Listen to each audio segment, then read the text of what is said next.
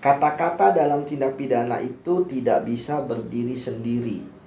Harus jadi satu rangkaian yang utuh, mulai dari awal ya, prosesnya hingga akibatnya. Itulah sebabnya maka ketika ada orang misalnya mengatakan hajar, mengatakan sikat, kemudian pukul dan lain sebagainya, kalau dia adalah, harus dilihat konteksnya bagaimana proses dia mengatakan hajar. Misalnya ternyata prosesnya orang ada keributan di suatu tempat dan keributan tersebut tidak ini ya direncanakan ya, kemudian ketika bilang hajar, pukul dan sebagainya, tentu dilakukan dengan hajar, dilakukan dengan benda-benda yang ada di sekitarnya. Artinya tidak ada persiapan, entah itu benda tumpul gitu kan, misalnya bangku, kursi yang dilempar atau gelas, dan kemudian nanti di akhirnya kan oh ternyata orangnya yang jadi korban teraniaya. Sehingga ketika ada rangkaian seperti itu, maka jelas itu adalah ketika ada perintah hajar, pukul, sikat dan sebagainya, itu adalah penganiayaan. Tapi bagaimana ketika misalnya ada orang yang mengatakan hajar berakibat kematian misalnya? Tentu di sini kita bisa harus melihat prosesnya. Ya, misalnya ternyata sudah disiapkan ya senjata untuk membunuh, ya entahkah itu senjata api, senjata tajam atau senjata tumpul gitu ya, yang misalnya alat pemukul kayak kasti gitu ya, atau stick golf yang atau apapun gitu ya, yang istilahnya bisa sudah disiapkan dan bisa berakibat parah.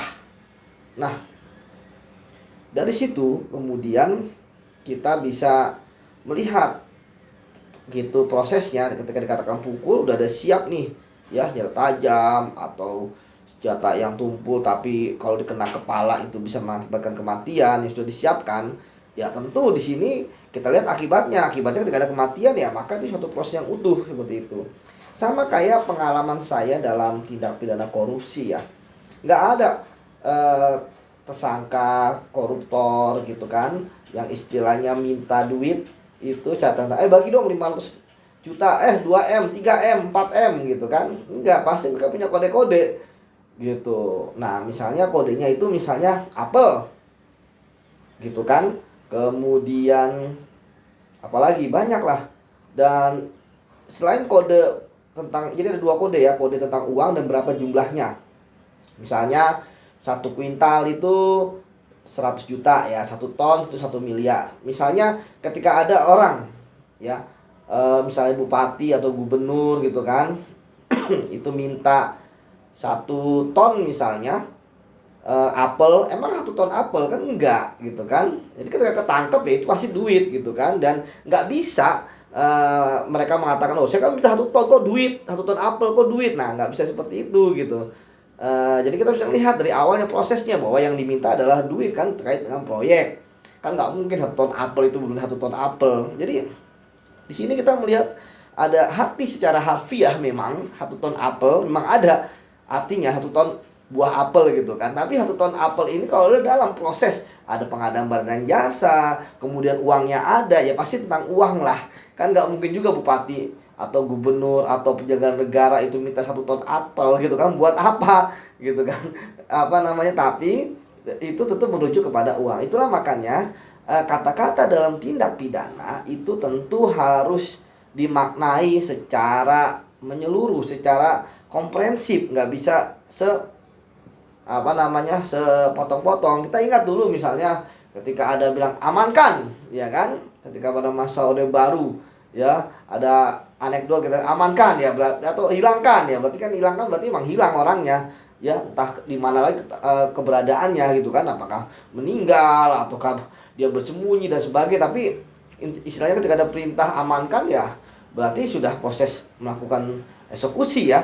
Nah, dari sini sekali lagi kita belajar bahwa suatu makna itu tentu harus dipahami secara menyeluruh. Dan tentu pemahaman ini bukan hanya sekedar pemahaman dari penyidik ya, ataupun dari pihak korban ya, ataupun dari pihak tersangka juga, tapi juga harus ada ahli bahasa nanti. ya.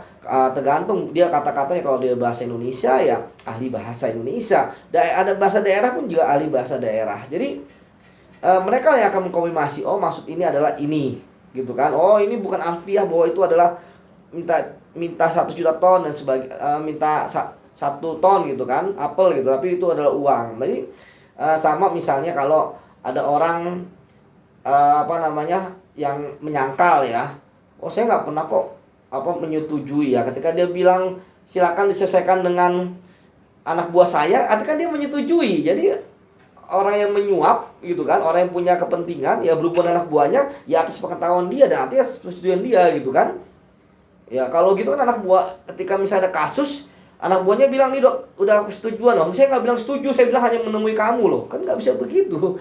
Ya kan ya. Kalau dia bilang setuju itu berarti kan bertemu ya, berarti kan dia bersetuju gitu kan. Apalagi kemudian ada tanda tangan dan dibuktikan dengan hal-hal yang lain seperti itu. Jadi sekali lagi, kata-kata itu baru bisa dibuktikan dengan secara komprehensif, nggak bisa sepatah-patah kata saja, jadi harus semuanya.